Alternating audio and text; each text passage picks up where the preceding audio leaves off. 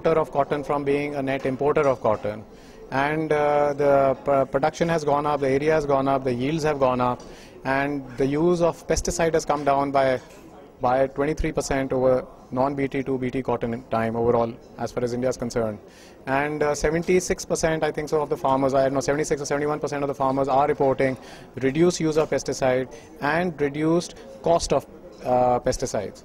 All the states have benefited out of this technology, but obviously those states which have alluvial soils and perennial source of water. So with you might have groundwater, you might have tube well water, or you might have canal water. So they are obviously better off than rain-fed areas. And when you look at any crop, I think so it goes for all crops, not just for cotton, it goes for all crops, because you have less risk because you're not dependent on rainfall.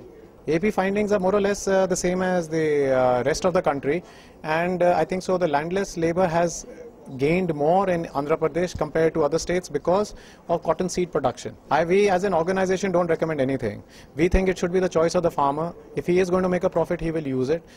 And it depends on the climate of that village or the soil structure of that particular piece of land. So as an organization, we don't recommend any crop. We only want that the government should give a choice to the farmer, should give him access to markets, and it should have more farmer-friendly policies.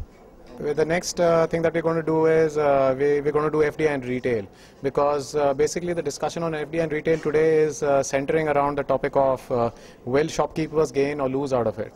But what we're trying to see is will farmers gain or lose out of it. So that's the next topic that we're going to be debating next month.